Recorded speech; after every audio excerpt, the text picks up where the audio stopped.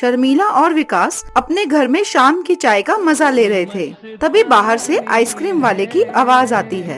हम आपके लिए लेकर आए हैं चोकोबार, काजू पिस्ता कुल्फी, कसर पिस्ता कुल्फी, बटर कोच, चॉकलेट कोन, मटका आइसक्रीम वाले की आवाज सुनकर शर्मिला घर के बाहर आकर उसे रोकते हुए कहती है, अरे ओ आइसक्रीम वाले भैया, रुको जरा, मुझे भी चाहिए आइसक्रीम। अरे हाँ हाँ भाभी जी आइए, मैं तो रुका ही हूँ। कौन कौन सी आइसक्रीम है आपके पास?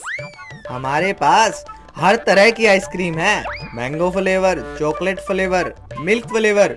आपको कौन सी चाहिए? अरे भैया, मुझे चॉकलेट फ्लेवर दे दो। ये लो भाभी जी। आइसक्रीम वाला शर्मिला को आइसक्रीम दे रहा होता है।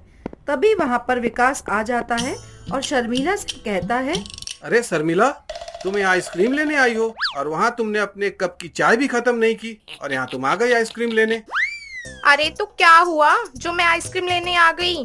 और वैसे भी आइसक्रीम लेने नहीं आती तो आइसक्रीम वाले भैया चले नहीं जाते, फिर मैं आइसक्रीम कैसे खाती? क्योंकि तुम तो मुझे आइसक्रीम लाके दोगे नहीं। क्या? मैं और आइसक्रीम लाकर दूंगा? तुम्हें पागल समझा है क्या मुझे? मैं खंड विकास अधिकारी हूँ, कोई आइसक्रीम लाने वाला नहीं, समझी? हाँ हाँ जानती हूँ, तभी तो खुद ही लेने आ गई आइसक्रीम।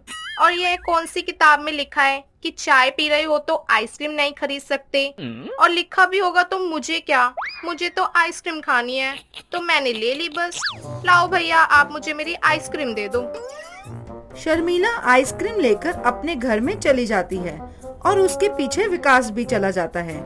घर में जाकर विकास शर्मिला को कहता है, हाँ हाँ खाओ खाओ, ठंडा गर्म सब साथ में खाओ। कल को अगर बीमार पड़ोगी ना तब पता लगेगा तुम्हें। इतना कहकर विकास वहाँ से चला जाता है। वैसे कोई कुछ भी कहे, चाय और आइसक्रीम का तो अपना एक अलग ही मजा है। ऐसे ही समय गुजरता रहता है और फिर अगले दिन मौसम भी बिगड़ जाता है और बारिश होने लगती है। शर्मिला को अचानक याद आता है कि उसने छत पर कपड़े सूखने के लिए डाले हुए हैं और वो बारिश में ही छत पर जाकर रस्सी पर से कपड़े उतारने लगती है और दूसरी तरफ बारिश तेज हो जाती है, जिसके कारण वो बारिश में भीग जाती है। इसके बाद शाम को जब विकास ऑफिस से घर आता है तो देखता है कि शर्मिला अपने बिस्तर पर पड़ी है। उसे ऐसा देखकर विकास कहता है, शर्मिला, अरे अब तुम्हें क्या हुआ? तुम ऐसे क्यों लेटी हो? तुम्हारी तबीयत तो ठीक है ना? लेकिन शर्मिला विकास को कुछ नहीं बताती है कि वो बारिश में भीगने के कारण ही बीमार हुई है और वो उससे कहती है, कुछ नहीं, बस ऐसे ही लेट गई थी, मौसम ही कुछ ऐसा हो रहा है। अच्छा आप कपड़े बदल लो, मैं आपके लिए खाना लगाती हूँ। ठीक है, लगा दो। अगले दिन सुबह जब विकास ऑफिस के लिए तैयार होकर आता है तो देखता है कि शर्मिला अभी तक सो रही है।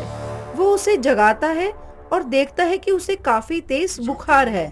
यह सब देखकर विकास शर्मिला से कहता है, मैंने तुमसे कहा था ना कि आइसक्रीम और चाय एक साथ नहीं खानी चाहिए, बीमार पड़ जाओगी। अब देखो पड़ गई ना बीमार। अरे तुम इतना परेशान क्यों हो रहे हो? बुखार ही तो है, दवा ले लूंगी, ठीक हो जाएगा। बस तुम ऑफिस में नाश्ता और दोपहर का खाना खा लेना। हाँ, और तुम यहाँ क्या करोगे मुझे सब पता है। चलो पहले हम अस्पताल चलते हैं, फिर वहीं से बाहर से कुछ खरीद लेंगे खाने के लिए। उठो, जल्दी उठो, तैयार हो, तब तक मैं चाय बना कर लाता हूँ। अच्छा ठीक है। फिर दोनों अस्पताल जाते हैं जहां डॉक्टर शर्मिला का चेकअप करते हुए कहता है, देखिए अधिकारी जी, आपकी पत्नी को ठंड लग गई है जिसके कारण निमोनिया हो गया है। दवाइयों के साथ उनका ध्यान भी रखना पड़ेगा। ठीक है डॉक्टर, मैं ध्यान रखूंगा आपकी सभी बातों का। लेकिन मैं सोच रहा हूँ कि इतनी गर्मी के मौसम में भी इनको निमोनिया कैसे हो गया? जरूर इसके आइसक्रीम खाने की वजह से हुआ होगा। नहीं, ऐसा नहीं है। बेशक मौसम गर्मी का है, लेकिन ये बीच बीच में जो बारिश आ रही है जिसके कारण मौसम में बदलाव आ रहा है, इस बेमौसम बारिश में जो भी भीगेगा मौसम कहर तो पड़ना ही उस पे। ओह, तो ये बात है डॉक्टर साहब। हो सकता है कि इसने भी बारिश में नहाने का शौक चढ़ गया हो, तभी तो अब भुगतो बारिश में नहाने की सजा। डॉक्टर और विकास की बात सुनकर शर्मिला कहती है, अरे नहीं, ऐसा कुछ नहीं है। मैं नहाई नहीं थी, बस छत पे कपड़े लेने गई थी, इसलिए थोड़ी सी भीग गई थी। शर्मिला जी, आपका यही थोड़ा सा भीगना तो आपके ऊपर मौसम का कहर बन गया है, जिसके वजह से आपको निमोनिया हो गया है। इतना सुनकर विकास कहता है, डॉक्टर साहब, ये बीमारी ठीक तो हो जाएगी ना?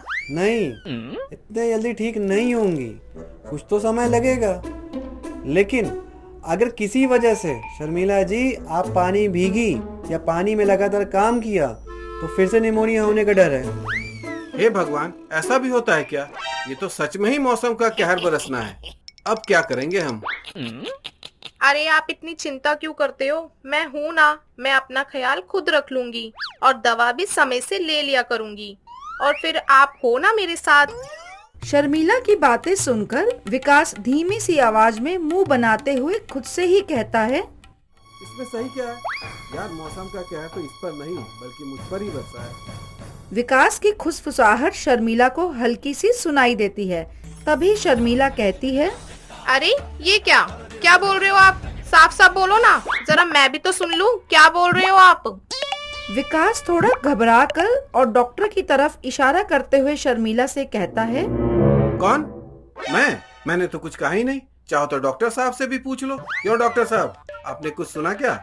अरे नहीं नहीं, ये तो बहुत शांत हैं, तभी तो इन पे मौसम का कहर बरस रहा है। फिर तीनों एक दूसरे की शक्ल देखकर जोर जोर से हंसने लगते हैं।